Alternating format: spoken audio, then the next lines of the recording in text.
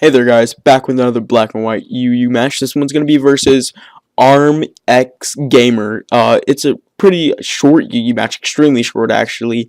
Really the biggest threat on his team that you can see so far is probably the Chandler and the Raikou. And Machamp, just because I don't have too many things that could cover that, mainly Zapdos. But I'm going to lead off with Swampert, though I can actually hit it with a good Earthquake, the Chandler. I'm going to switch into Snorlax just because I want to be able to take an energy ball because I know that will OHKO, and seeing that damage actually seems to be a bit of a specs or something, but I'm gonna go for a pursuit on my banded Snorlax as he's actually just gonna switch out. This is gonna be a bit fortunate, but here I know I can't do much to this Weezing being that I'm locked into pursuit. So I feel it's just better if I switch into Lantern because I do carry the heal bell and that's going to cure me of my burn status. But knowing that I actually can't hit this Weezing for much damage, I'm just going to Volt Switch out, sending the next best thing. But he's going to turn out to switch into his Machamp to take the hit, and it's actually going to take that up really nicely. So I'm going to switch into my Zapdos, being my physical wall, and I'm just going to try to Thunderbolt this thing, knowing that it probably has Stone Edge to try to take me down.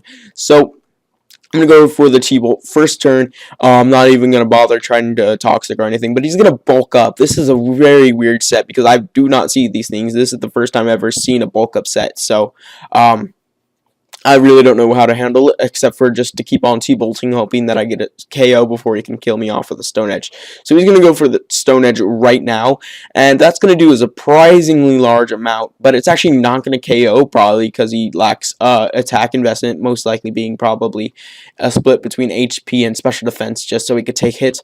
But seeing as a Thunderbolt does take, he will get KO'd. So that's going to leave my Zapdos in pretty poor condition. I don't really need it anymore, seeing as the only thing I needed to block was that Pokemon. So I'm just going to let it die off to the Shaman. So he's going to go for an Hidden Power Ice, most likely, and that's going to KO my Zapdos. So the thing I want to send in now is probably my Snorlax. If it's choice locked for some reason, I can easily score a KO. So I'm just going to go for a Body Slam. He's actually going to go for a Seed Flare. That's not going to do much at all, but luckily he does not gain the special defense drop. And I'm just going to be able to strike the next thing coming in, but seeing as he doesn't have the Chandelier anymore, he can't actually block a Body Slam. So that's going to do quite a bit. That's actually going to hit and paralyze the Weezing, doing about 1/3 damage with Lefty's recovery. So I'm going to switch out, and I'm going to send in my Swampert, which is okay to take a Will-O-Wisp because the only physical move I do carry on this is Earthquake, and I really have many things that can actually take down a Raikou, so I don't really need Swampert on the physical side, but this is going to be an important play because I am actually going to go for the Ice Beam, and I am going to hit the Shaman, so that's very nice. This Ice Beam is actually going to KO from this range, and this means he won't be able to rest or KO me back, so that's fortunate. I'm going to be able to get my Lefty's recovery. It doesn't really matter because the burn is going to nullify that. And he's going to switch into his Raikou now. I'm going to switch out. I really don't need to keep the Swampert. I can't hit it with an EQ, but I'm just going to scout what he might want to go for. In case the Hidden Power Grass is coming, I'm actually going to send my Roserade to take that, set up some spikes, or really just try to damage his team altogether. So he's going to switch out. He's going to go into Empoleon, and I'm going to go for a Sludge Bomb because usually circumstances show that they'd switch into something that can take really a Giga Drain that can't also take Sludge Bomb. So that just seemed like the wiser choice. But I'm going to go for later spikes, knowing he's probably going to warm me out or set up his own. So here I know I can probably go for a Brick Break or I could set up. But I just decided to go for a Brick Break just in case he decided to predict and roar me out.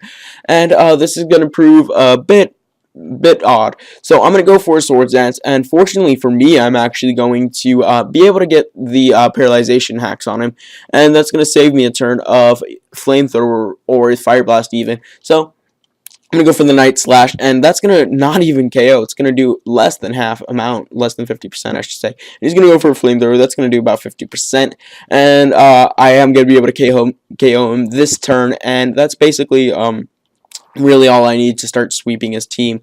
I do have more attack investment. This is a standard Bisharp set. So now I'm basically set to sweep the rest of his team. I'm going to go for the Sucker Punch right here, knowing that this thing is probably not a sub-Calm Mind. And that's actually going to be a clean KO thanks to Spikes. So last thing he has left is the Empoleon. I can easily outspeed that. And KO. Being if he wanted to roar, he'd still go last. So I'm going to go for the Brick Break. That is good game. Comment, like, and subscribe, you guys. I will see you later.